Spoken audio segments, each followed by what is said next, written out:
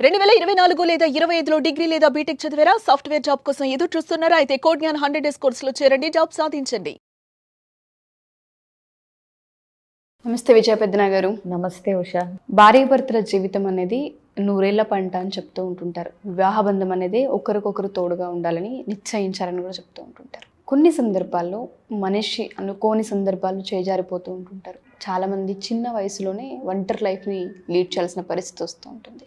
రియాలిటీని ఏ విధంగా యాక్సెప్ట్ చేయాలి అంటారు, ఏ విధంగా ముందుకెళ్లాల్సిన పరిస్థితి వాళ్ళకు ఉంటుంది అంటారు. అసలు చాలామంది ఒక సిచ్యుయేషన్ దగ్గరే ఆగిపోతారు. ఇంకా మనిషి దగ్గరే రిగ్రెట్స్తోనూ కొంతమంది ఇంకా నా లైఫ్లో ఇంకేం లేదనో అనుకుంటూ ఉంటారు. మనం ఏం చెప్పొచ్చు అంటే, ఫస్ట్ ఆఫ్ ఆల్ అసలు అట్లా పార్ట్నర్ని అంటే ప్రియమైన వ్యక్తిని, జీవిత భాగస్వామిని కోల్పోవటం అనేది అసలు చాలా వాళ్ళకి దురదృష్ట సంఘటన, వాళ్ళకి అత్యంత బాధాకరమైన విషయం.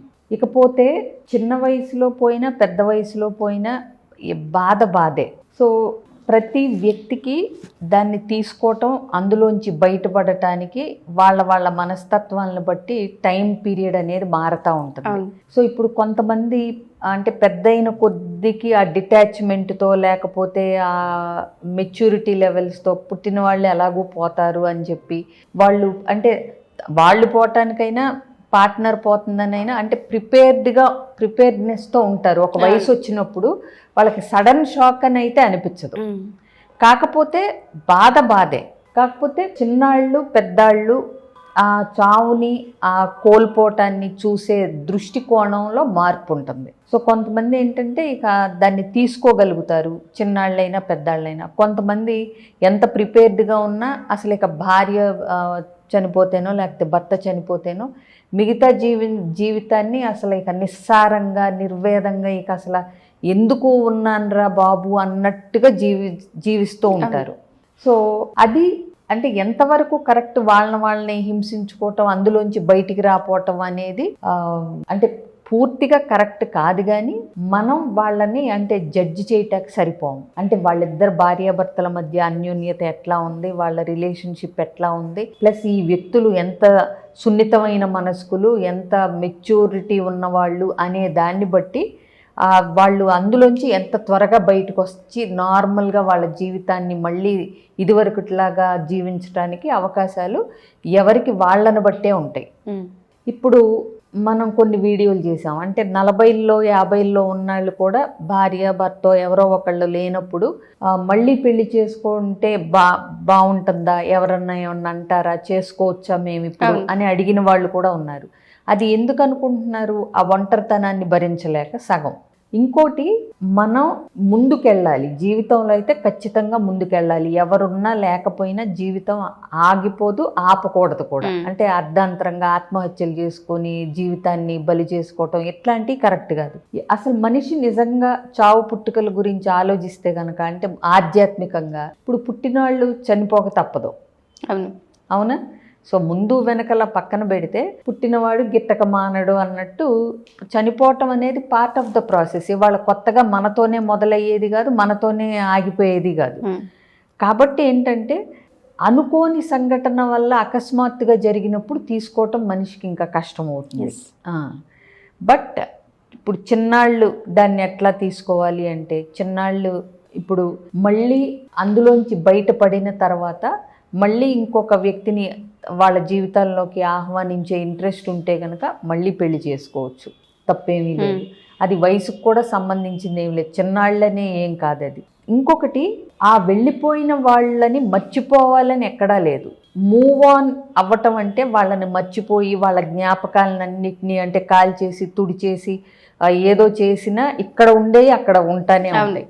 కాకపోతే వాటన్నిటిని ప్రతిసారి కంటికి కనపడకుండా పెట్టుకోవచ్చు, అది వేరే విషయం. మూవ్ ఆన్ అవ్వాలి జీవితంలో అంటే వాళ్ళని ఖచ్చితంగా మర్చిపోమ్మని కాదు, వాళ్ళ యొక్క జ్ఞాపకాలని అంటే అందంగా నెమరు వేసుకుని అది ఒక పార్ట్ ఆఫ్ ద లైఫ్ అన్నట్టుగా తీసుకోగలగాలి. ఎందుకంటే ఒక వ్యక్తి మరణించటం వల్ల ఇంకొక వ్యక్తి జీవితం ఆగిపోదు. అవునా? ప్రతి ఒక్కళ్ళకి ఒక టైం పీరియడ్ అనేది ఉంటుంది. బట్ అందరూ ముందుకి వెళ్ళగలుగుతారు. ఆ వెళ్ళే టైం గనక అంటే ఆ బాధపడటానికి, ఆ ఏడవటానికి, ఆ గ్రీవింగ్ పీరియడు ఇవ్వకుండా టక బాధ్యతలు ఉన్నాయని ఏదో పడిపోతే మాత్రం వాళ్ళకి ఇంకా ఎక్కువ రోజులు పడుతుంది చెప్పాలంటే. ఎందుకంటే ఆ ఫీలింగ్స్ అన్నీ పక్కన వాళ్ళతో షేర్ చేసుకోవాలి, వాళ్ళ గురించి నెమరు వేసుకుని ఏదన్నా రాసుకోవాలి, జర్నలింగు, మొత్తం లోపల ఉన్న దుఃఖము బాధ అంతా బయటకు వచ్చేయాలి. బయటకు వచ్చేసిన తర్వాత ఇంకొకటి, వీళ్ళకి మళ్ళీ బాధ్యతలు కూడా ఉంటాయి. ఇప్పుడు పిల్లలు ఉంటే బాధ్యతలు ఉంటాయి, తల్లిదండ్రులు ఉంటే బాధ్యత ఉంటుంది. ఒక్క వ్యక్తితో లేరు అని చెప్పి వాళ్ళ వెనకాలే వెళ్ళిపోదాము అని అనుకుంటే గనక బాధ్యతల్ని విస్మరించినట్టే అవుతుంది. అసలు ఫస్ట్ ఆఫ్ ఆల్ నీ బాధ్యతే నీకుంది, ఎవరు లేకపోతే కూడా. ఒక వ్యక్తి చనిపోయిన వెంటనే ఆ భార్యో భర్త వెంటనే వాళ్ళతో పాటు చనిపోవాలి అన్నంత ఫీలింగ్స్ మొదట్లో ఉంటాయి, కానీ ఆ బాధను వ్యక్తపరుస్తూ ఆ టైం తీసుకుని, ఆ బాధపడటానికి కూడా టైం తీసుకుని అందులోంచి బయటికి రాగలిగిన తర్వాత ఇకపోతే చిన్నాళ్ళ పెద్దాళ్ళ అని నువ్వు అడిగావు. వాళ్ళకున్న వాళ్ళ బాధ్యతలను బట్టి ఎలాంటి కార్యక్రమాలైనా చేసుకోవచ్చు. ఇప్పుడు పిల్లలుంటే ఒక తల్లి పిల్లల్ని పెంచి పెద్ద చేయాల్సిన బాధ్యత ఉంది, అవునా? ఇప్పుడు వృద్ధులైన తల్లిదండ్రులు ఉంటే పెద్దాళ్ళు అయిపోతే వాళ్ళని చూసుకోవాల్సిన బాధ్యత ఉంటుంది, ఉద్యోగమో ఏదోటి ఉంటుంది. సో ఇవన్నీ నిర్వర్తించుకుంటూ నువ్వు ముందుకెళ్ళటానికి ప్రయత్నించాలి. అంటే ఆ వెళ్ళిపోయిన వాళ్ళు ఒక అందమైన జ్ఞాపకంగా నువ్వు వాళ్ళని గుర్తు చేసుకుని ఒక అందమైన జ్ఞాపకాలుగా ఉంచుకోవాలి తప్పితే వాళ్ళని అంటే మిస్ అవుతున్నాం అని చెప్పి దాని గురించి అతిగా బాధపడటం వల్ల వచ్చే బాధ ఇంకా ఎక్కువగా ఉంటుంది.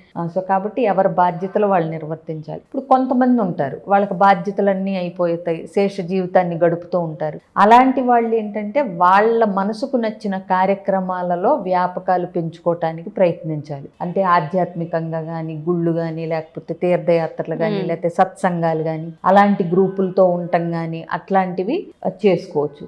అలాగే కొంతమంది ఆర్థికంగా చక్కగా వెల్ ఆఫ్ ఉంటారు, వాళ్ళైతే సామాజిక కార్యక్రమాలు, చారిటీ ప్రోగ్రామ్స్ ఇట్లాంటివి చేసే గ్రూపుల్లో జాయిన్ అయితే ఏంటంటే వాళ్ళకి ఎప్పుడు ఏదో ఒక వ్యాపకం ఉండేలాగా వాళ్ళు ఏదో ఒకటి అంటే పనులు ఉంటాయి కదా, ఇవాళ అక్కడనో లేకపోతే ఇక్కడికనో, ఈ అనాథాశ్రమం కనో ఆ వృద్ధాశ్రమం కనో ఏదో ఒకటి వాలంటీర్ చేయటమో ఇట్లాంటివన్నీ చేసుకోగలగాలి. అలాగే హాబీస్ ఏదన్నా ఉంటే వాటిల్ని మళ్ళీ అంటే ఇదివరకు పనుల్లో పడిపోయి తీరిక లేకుండా ఉన్న చిన్న చిన్న సంతోషాలు, హాబీస్ ఏమన్నా ఉంటే కుట్టుకోవటం కానీ, పెయింటింగ్లు కానీ, ఆర్ట్ కానీ, ఏదైనా పాటలు పాడటం కానీ, మ్యూజిక్ కానీ, వేణో గిటారు, అసలు వాళ్ళకి ఏది ఉంటే అది. సో రాయటం ఉంటుంది కొంతమందికి. సో ఇలాంటివి ఏదైనా సరే మళ్ళీ వాటిల్ని బూజు దులిపి మళ్ళీ వాటిల్ని మొదలుపెట్టి వాటిల్ని అంటే ఏదో వాటి ద్వారా ఏం సంపాదించక్కరా, నీ మనసుకు ఉల్లాసంగా నీకు టైం కొంచెం సేపు గడిచేలాగా ఇట్లాంటివి. అలాగే ఒకళ్ళిద్దరు బాధ్యత తీసుకుని వాళ్ళ అంటే చదివించటం కానీ ఏదన్నా వాళ్ళకున్న ఆర్థిక స్తోమతను బట్టి. అంటే లైఫ్ని ఒక పార్ట్నర్ని కోల్పోయిన తర్వాత కూడా ఏ వయసులో అయినా సరే కంటిన్యూ ఖచ్చితంగా చెయ్యొచ్చు. ఓకే, అది ఎలాగో తెలియకపోతే ఇబ్బందులు వచ్చే అవకాశం ఉంటుంది, తెలుసుకునే ప్రయత్నం అయినా చెయ్యొచ్చు. సో కాబట్టి జీవితం ఒక దగ్గర అయితే ఆగిపోదు. ఇంకొకటి నిజం చెప్పాలంటే ఒకళ్ళు లేకుండా ఇంకొకళ్ళు బ్రతకలేరు అనేంత నిజంగా మనం స్పిరిచువల్గా కనుక ఆలోచిస్తే బ్రతకలేకపోతున్నాం అనే భావనలో నుంచి కూడా బయటికి రావచ్చు.